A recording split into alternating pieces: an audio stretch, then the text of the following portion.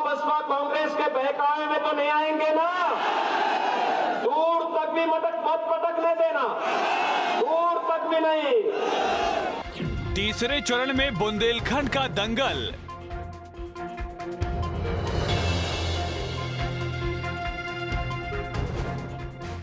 क्या बीजेपी दोहरा पाएगी 2017 का इतिहास, या फिर बहेगी परिवर्तन की बयार? हमीरपुर के रात में योगी की हुंकार। तो भाइयों बहनों, वोट पाने का अधिकार भी तो भारतीय जनता पार्टी को ही होना चाहिए ना। यूपी चुनाव में अब तीसरे राउंड की टक्कर होनी है। वैसे तो चुनाव में हर चरण महत्वपूर्ण होता है, लेकिन माना यह जा रहा है कि इस चरण में जिसने बढ़त बनाई, सत्ता की चाबी उसी के पास होने की पूरी उम्मीद है। और इसीलिए सभी राजनीतिक दल पूरी जोर शोर से चुनावी मैदान में उतरे हुए हैं।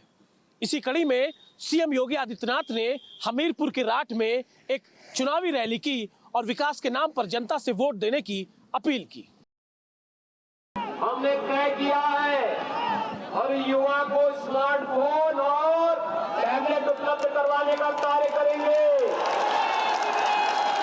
200 नौजवानों को मिल चुका है, उसकी कार्रवाई चल रही है। समाजवादी पार्टी ने इसकी कंप्लेंट कर दी है चुनाव आयोग में। उस देर के लिए भले रुका होगा, अभी तो 1 करोड़ नौजवानों को दे रहे हैं। अगर हमने कहा तुम रोक लगाओगे, हम चुनाव के बाद 2 करोड़ नौजवानों को टैबलेट स्मार्टफोन देने का कार्य करेंगे। परिवारवाद, वंशवाद, तमंचावाद पर वार। तीसरे चरण के चुनाव के लिए बुंदेलखंड में सियासी बिसात बिछ चुकी है। 2017 के चुनाव में भारतीय जनता पार्टी को बुंदेलखंड में प्रचंड जीत मिली थी। एक बार फिर से बुंदेलखंड में भारतीय जनता पार्टी उसी जीत को दोहराने में लगी हुई है।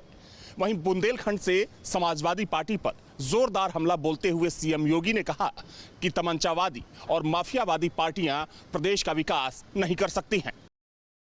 मुझे एक बात बताइए, कोरोना कालखंड में ये सपा बसपा कांग्रेस के नेता कहीं थे? कहीं दिखाई दे रहे थे? ये परिवारवादी, वंशवादी, बहुरूपिया ब्रांड जो समाजवाद का आया है, परिवारवाद का, वंशवाद का, माफियावाद का, तमंचावाद का, क्या ये लोग भी कहीं थे? कहीं आता पता लग रहा था इनका? लेकिन कोरोना कालखंड में भी डबल इंजन की सरकार कार्य कर रही थी ना। फ्री में टेस्ट, फ्री में उपचार, फ्री में वैक्सीन। कितने लोगों ने वैक्सीन ले ली है?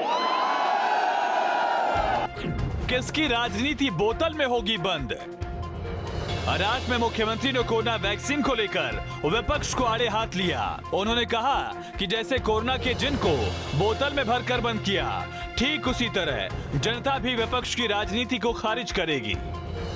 कब आई कब चली गई कोई पता नहीं लगी, क्योंकि कोरोना को हमने, जैसे आपने सपा बसपा कांग्रेस के चिन्ह को बोतल में बंद करके हमेशा के लिए राजनीति से खारिज कर दिया है, ऐसे कोरोना के चिन्ह को हम लोगों ने भी बोतल में बंद करके हमेशा के लिए बंद करके रख दिया। माफियाओं पर बुलडोजर से कौन दुखी?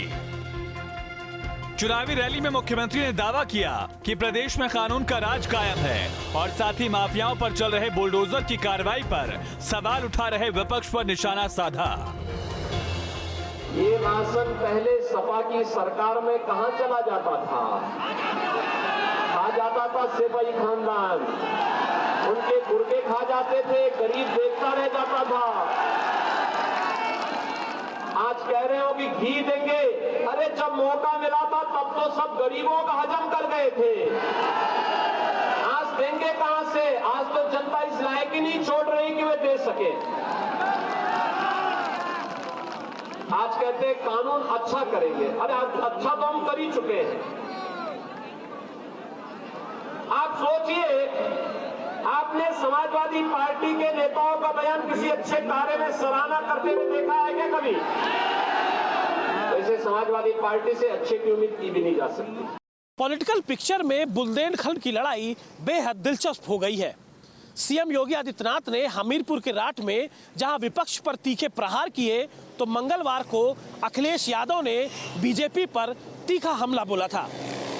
ऐसे में ये बड़ा दिलचस्प होगा देखना कि आखिर जनता विकास के नाम पर वोट देगी या परिवर्तन की बयार देखने को मिलेगी। वीडियो जर्नलिस्ट पुनीत पांडे के साथ अमित सिंह, न्यूज़ स्टेट कानपुर।